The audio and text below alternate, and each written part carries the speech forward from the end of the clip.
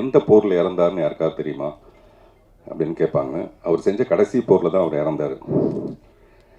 அந்த மாதிரி இந்த கடைசியாக வந்து போர் பண்ண வர்றது மாதிரி தான் இந்த கடைசியாக வந்து பேச வர்றது கூட யூகிக்கவே முடியாத அளவுக்கு ஒரு பெரிய புத்திசாலின்னா அது வந்து யோகி சேது. அவர் உண்மையிலே ஒரு தடவையும் நம்ம அவரை பற்றின ஒரு கணக்கு வச்சுருப்போம், அவர் இவ்வளோ தான் புத்திசாலியாக இருப்பாருன்ட்டு. பட் அது வந்து நம்மளுடைய இமேஜினேஷனுக்கு மேலே ஒவ்வொரு தடவை பேசும்போதும் அந்த மாதிரி தான். இந்த கற்றோரே காமுறுவர் மாதிரி உங்கள் மேலே பயங்கர காதல் சார்.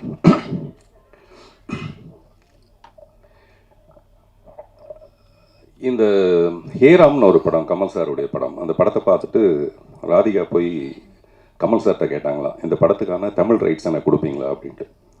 ஹேராம்ங்கிற தமிழ் படத்தை பார்த்துட்டு கமல் சார்கிட்ட போய் ராதிகா மேம் வந்து இந்த படத்துக்கான தமிழ் ரைட்ஸை எனக்கு கொடுக்க முடியுமா அப்படின்னு கேட்டாங்களாம். அந்த மாதிரி ஒரு ஆங்கில படம் மாதிரி இருந்தது. அதுக்கு அடுத்தபடியாக இந்த படத்தை தான் சொல்ல முடியும். ஆங்கில படத்தில் கூட தப்பி தவறி ஏதாவது ஒரு 10-12 தமிழ் வார்த்தைகள் வந்திருக்கலாம் போல இருக்கு. இதில் ஒரு 5 வார்த்தை தான் வருது தமிழ் வார்த்தை. மீது எல்லாமே அப்படியே ஒரு இங்கிலீஷ் படம் பார்த்த மாதிரி இருந்தது. 1982 பால் நியூமன் பண்ண ஒரு படம் ஒன்று, வெரிடிக்ட்னு ஒரு படம் இருக்குது.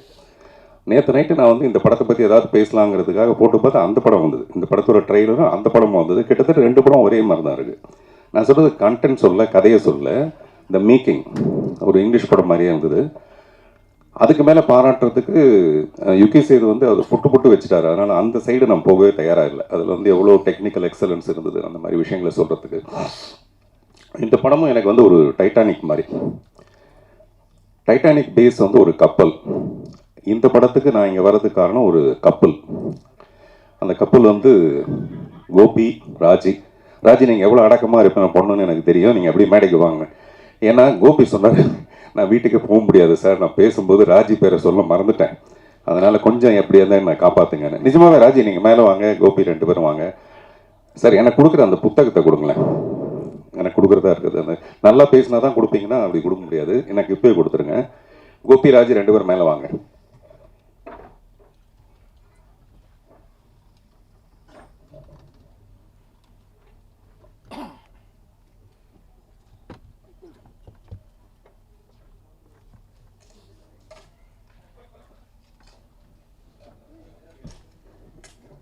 மேடையில் நிற்க வச்சு கலாய்க்கிறது பெரிய விஷயம் இல்லை. ஒரு மனைவி வந்து ஹஸ்பண்டுக்கிட்ட சொல்லியிருக்காப்புல, என்னையா நீ பாட்டில் வேலைக்காரி குளிக்கும்போது நீ போய் எட்டி பார்த்துருக்க, அதெல்லாம் தப்பு இல்லையா அப்படின்ட்டு. அந்த ஹஸ்பண்ட் வந்து, இல்லைல்லம்மா நீ நினைக்கிற தப்பெல்லாம் நினைக்காத, உன்னுடைய சோப்பையும் உன்னுடைய ஷாம்பையும் வேலைக்காரி யூஸ் பண்ணுறதா நான் கேள்விப்பட்டேன், ஒரு டவுட் வந்தது, உண்மையிலே அவள் அப்படி யூஸ் பண்ணலான்னு தெரிஞ்சுக்கிறதுக்காக தான் போய் பார்த்தேன். நான் 2ஐயும் பார்த்தேன், கரெக்டாக இருக்குது, அது 2மே வந்து அவங்க சொந்தம் தெரிஞ்சுது எனக்கு அப்படின்ட்டு. வாங்க, வேலைக்காரின்னு டக்குன்னு வரீங்க பார்த்தீங்களா, வாங்க. வீட்டுக்கு போகணுன்னு பயம் வந்துச்சு, நான் ராஜி பேர் சொல்ல மறந்து போயிட்டேன். ஆமாம், ஏன்னா ஆமாம் அவங்க 2 பேருக்கு ஒரு வாட்டி வீசா ரிஜெக்ட் ஆகிடுச்சு. என்னடான்னா கோபியோடைய பாஸ்போர்ட்டில் ஃபோட்டோவில் ராஜியோட ஃபோட்டோ இல்லையா, அதனால் ரிஜெக்ட் ஆகிடுச்சு. அதனால் ராஜி உங்களையும் பாராட்டு, சாரி மன்னிச்சிடுங்க, சாரி. நான் வேலைக்காரின்னு ஒன்றா டக்குன்னு இறங்கி வந்துட்டார், மேலே வந்துட்டார் போல இருக்கு அப்படின்னு நினச்சேன் நான். இல்லை நீங்கள் நல்ல வேலைக்காரன், அதுக்காக ஷாம்புன்னு வேறு ஏதாவது வந்தது எனக்கு அப்படி நிறைய வரும்னு தெரியும் நமக்கு. இல்லை எதுக்காக சொல்ல வரேன்னா, இந்த மாதிரி ஒரு சமாளிக்கிற புருஷனுக்கு நடுவில் நேற்று நான் கோபிக்கிட்ட சொன்னேன், சார் நான் வந்து இந்த படத்தோட ட்ரைலர் எனக்கு அனுப்புங்க பேசுகிறதுக்காக. நான் மெசேஜ் அனுப்பிச்சேன், அவர் கேட்கல, தெரியல. அப்புறம் ஃபோன் பண்ணி சத்தம் போட்டேன், என்ன சார் உங்களுக்கு அது புரிய மாட்டேங்குது, அது உடனே எனக்கு அனுப்பிச்சிருக்கலாம். இல்லை சார் எனக்கு இருக்கிற வேலையில் இந்த இதெல்லாம் பார்க்குறது ரொம்ப கஷ்டமாக இருக்குது, இதை வேறு ஒரு பக்கத்தில் கையில் பிடிச்சிட்டு இருக்க வேண்டியதாக இருக்குது இந்த ஃபோனு அப்படின்னா. நான் சொன்னேன், அதுக்கு யாராவது ஒரு பொண்ணை வச்சுக்கங்க சார் பக்கத்தில் ஹெல்ப்புக்கு, அப்படிலாம் வச்சுக்கணுன்னா நான் என் ஒய்ஃபுக்கிட்ட கேட்கணும் சார் அப்படின்னு. எனக்கு தெரிஞ்சு ஒய்ஃபை கேட்டு வச்சுக்கிற ஒரே ஒரு ஆள் வந்து கோபியாக தான் இருக்க முடியும். கோபியோட ராஜ்யம் இப்படி பிரமாதமாக இருக்கிறதுக்கு காரணமே ராஜி தான். யாராவது ஃபோனை சொல்லுவாங்களா சார்? நீங்கள் வேறு இப்போ தான் நீங்கள் பெரிய புத்திசாலின்னு சொன்னேன் நான், நீங்கள் ஃபோனை வச்சுக்கணுமா, ஒரு 2 டவுட் வேறு கேட்குறீங்க நீங்கள். ஸோ இப்படி எதுக்காக சொல்லணும்னா, இந்த மாதிரி ஒரு கப்பல் அமைகிறது ரொம்ப ரொம்ப கஷ்டமான ஒரு விஷயம். ஒரு ஃபியூ இயர்ஸ் வந்து அப்படி இருக்கலாமே தவிர, கடைசி வரைக்கும் பொண்டாட்டி பேச்சையே கேட்டுட்டு ஒரு புருஷன் இருக்கிறாங்கிறது அந்த போராட்டம் வந்து கோபிக்கு தான் போய் சேரும். அந்த மாதிரி நம்ம எங்கேயோ ஆரம்பித்து வெறும் கோபி ராஜியோட உண்மையிலேயே அவங்க 2 பேரும்கிட்டையும் ஹாசினி சொன்ன மாதிரி அவங்ககிட்ட ஒரு பொறுப்பை ஒப்படைச்சிட்டோம்னா டெஃபினட்டாக அவர் வந்து முழுக்க கோபி அதை பிரமாதமாக படுத்திடுவார். சில பேர் படுத்திடுவாங்க, பட் இவர் பிரமாதப்படுத்திடுவார். வரலட்சுமி, அது பெரிய வரமா உங்களுக்கு அந்த நடிப்பு. டைரக்டர் வந்து அங்கே ப்ரெஸ் எல்லாம் கூப்பிட்டு வச்சுட்டு நீங்கள் கேள்வி கேளுங்கன்னு சொல்லிட்டு கேட்குறாரு. அவங்க கேட்குறாங்க, அதையும் கேட்குறீங்க அப்படின்றாரு இவர். நான் சொன்னேன், நீங்கள் தான் கேட்க சொன்னீங்க, அதுக்கப்புறம் கேட்காம என்ன பண்ணுவாங்க அப்படின்ட்டு. அதில் அவர் சொல்கிறாரு, ஒரு டேக் வந்து ஒரே டேக்கில் ஓகே பண்ணிட்டாங்க, ஒரு ஷாட்டை ஒரே டேக்கில் ஓகே பண்ணிட்டாங்க. இந்த படத்தில் நிறைய ஷாட் இருக்குது, அது ஒரு டேக்கில் ஓகே பண்ணிட்டாங்க.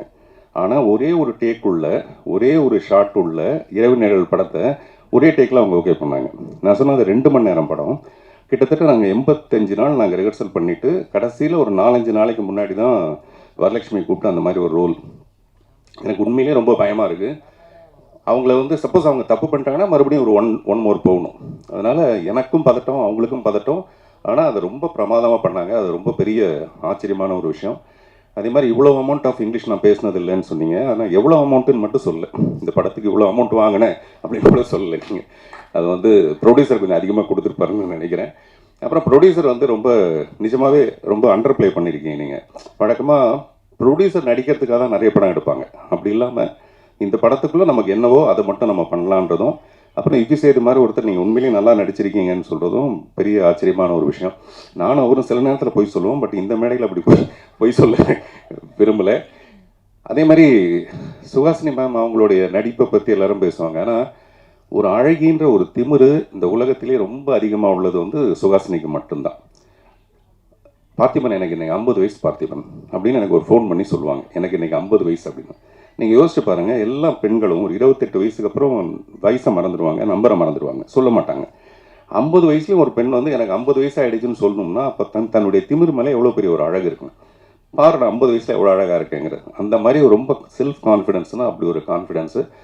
எனக்கு மணிரத்னத்து மேலே லவ், மணிரத்னத்துக்கு சுஹாசினி மேலே love. A is equal to B, B is equal to C, then A is equal to C, அந்த மாதிரி. So we love you all. Director இந்த படத்தில் ஒரு பாட்டு எழுதுறதுக்காக என்னை வந்து சந்தித்தார். அப்போ அந்த சுச்சுவேஷன் சொன்னார். அவர் சுச்சுவேஷன் சொல்லும்போது எனக்கு இளையராஜா சார் சொன்ன ஒரு ஞாபகம் வருது. இளையராஜா சார் ஒரு மேடையில் சொல்கிறாரு, கண்ணதாசன் வந்து உட்காந்துட்டாராம். அந்த டைரக்டர் வந்து சுச்சுவேஷன் சொல்கிறாரு. சொல்லும்போது கண்ணதாசன் வந்து அப்படின்னு துப்புறாராம். அவர் சுச்சுவேஷனுக்காக, அவர் டைரக்டர் சொன்ன சுச்சுவேஷனுக்கு துப்புறாரா இல்லாட்டி உண்மையிலே வாயில் போட்ட வெத்தலை பார்க்க துப்புறாரான்னு தெரியலன்ட்டு ராஜா சார் ஒரு ஜோக் அடிக்கிறாரு. அந்த மாதிரி சம்டைம்ஸ் வந்து அந்த சுச்சுவேஷன் அப்படி இருக்கும் பொதுவாக. பட் ராஜா சார்ட்ட நீங்கள் என்ன சுச்சுவேஷன் சொன்னாலும் பிரமாதமாக தான் பாட்டு போடுவார். சிட்டுக்குருவின்னு ஒரு படம் 8 சாங்கு ஹிட்டு. அது ஒன்றும் படத்தோட சுச்சுவேஷன் சொல்லி பண்ணது கிடையாது. அப்படிப்பட்ட ஒரு மியூசிக் டைரக்டர். இவர் சுச்சுவேஷன் எனக்கு சொல்ல வரும்போது ஒரு முழு கதையுமே சொன்னார். இந்த படத்தோட படம் பார்க்குற மாதிரி அவர் ஒரு முழு கதையை சொன்னார். அப்போவே எனக்கு இந்த படத்து மேலே ஒரு பெரிய நம்பிக்கை. அது வந்து ட்ரைலரில் பார்த்தாலும் ரொம்ப பர்ஃபெக்டாக இருந்தது. இவர் யுகி சேது சொன்ன மாதிரி திருப்பி யுகி சேது சொன்ன மாதிரின்னு சொல்ல வேண்டியதாக இருக்குது. ரொம்ப அளவெடுத்து பிரமாதமான பர்ஃபார்மன்ஸ் எல்லார்ட்டையும் வாங்கியிருக்கிறது. அட் டான் இட்ஸ் குவைட் இயர்னு ஒரு படம் இருக்குது, ஒரு ரஷ்யன் ஃபிலிம். அதில் ஒரு 5 பெண்கள், எனக்கு அதுதான் ஞாபகம் வந்தது. At dawn it's quite year. நானும் உங்களை மாதிரி ஏதாவது 2-3 பேரெல்லாம் அப்படி சொல்லலான்னு, இல்லாட்டி மரியாதையாக இருக்குது அதில் நம்ம வந்து கடைசியாக பேச வச்சுருக்காங்க அப்படின்ட்டு. ஸோ அந்த படத்தில் ஒரு 5 பெண்கள் பிரமாதமாக நடிச்சிருப்பாங்க. அந்த மாதிரி இந்த படத்தில் இருக்க இந்த 5 முகங்கள்.